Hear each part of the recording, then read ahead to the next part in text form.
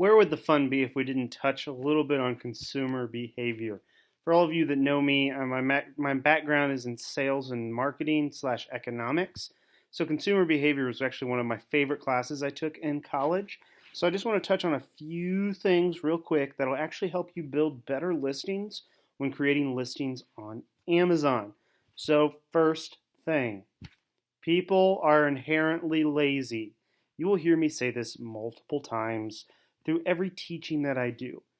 People don't want to sit there and search through 20 different products to find the right one. When something solves their need or their want or their problem, they're going to buy it. They're quick to the trigger, instant gratification. They're lazy. They're not going to sit and do the amount of research that people like you and I would do to have all of the tools, since we have all the tools available, like Price Blink and OA X-Ray and all those other ones where we can really find the great deals. A lot of people don't do that. They say, I need this. I'm going to go online. I'm going to go to Amazon. I'm going to search, click on the first freaking thing. Great, I'm done. That's what people do. So people are inherently lazy. Something to remember as you're building your listing, because you want to go in there and you want to be as quick, brief, to the point as you possibly can, and make sure that you're showcasing what your product can do for the consumer. And people search to solve problems. It used to be when you needed to solve a problem, you go to the library and you look at a book or a Rolodex or one of those card index thingies that I kind of remember using. But now you just go to Google when you need to solve a problem. If Google tells you need this, you go to Amazon and buy it. I don't know how many times I've uttered the phrase, well, can't find this in a store. Well, Amazon will have it. So my problem is I can't find the item I'm looking for. What am I trying to do? I'm trying to find the item I'm looking for. If I'm able to find it, I will buy it. I am solving my problem. Another thing to realize about people love photos.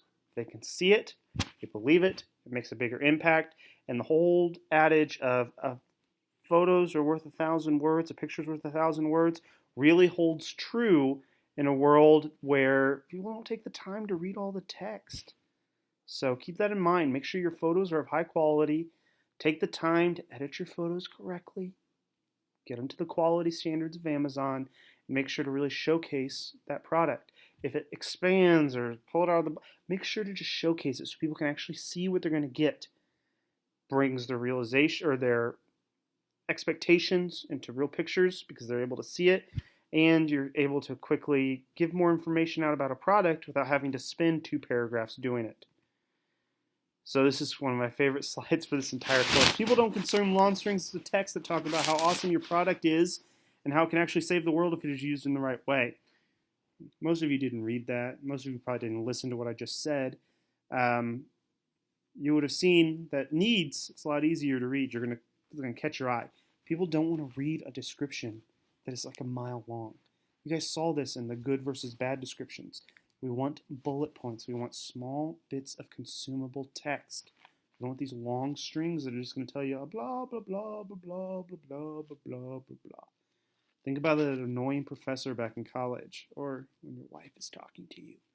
Just that long, drawn-out explanation. We don't need that. We need how it's going to help, when it's going to help, what's going to do. Bah, pa-cha. So, a few things we need to focus on. People look for their needs. I need Gatorade. I need food. I'm going to look for those online. So you're going to have that. People are going to look for their wants. I want to get my wife a gift. Which should be I need to get my wife a gift. But you may want something. So you're going to be able to find those kind of items on there. So when you're writing it, figure out if it's something people are going to need or something that people are going to want. So for instance, let's look at the kind of 2 different scenarios here.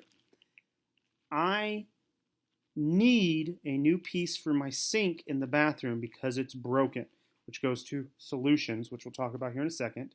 So, but that falls onto my needs. I may want a new Bluetooth speaker for the garage.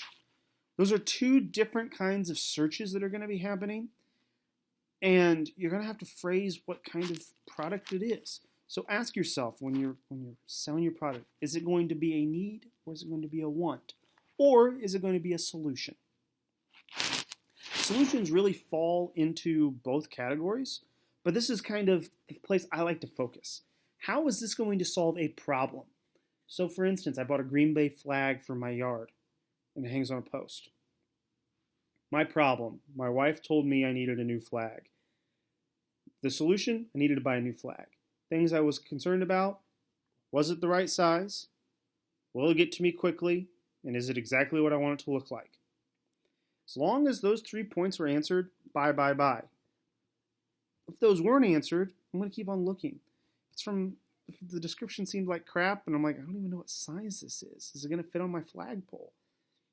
Okay, you need to provide the pertinent information that shows that your item is a solution to a given problem.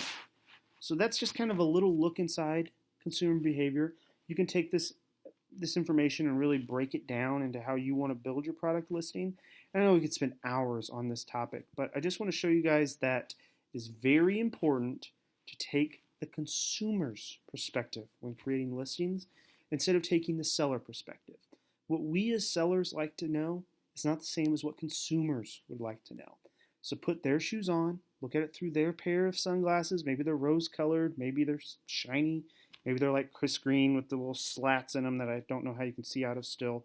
But no matter what it is, make sure that you're looking through their eyes and making sure you're answering their either wants, needs, desires, problems, all of that. So that's just a little look inside consumer behavior.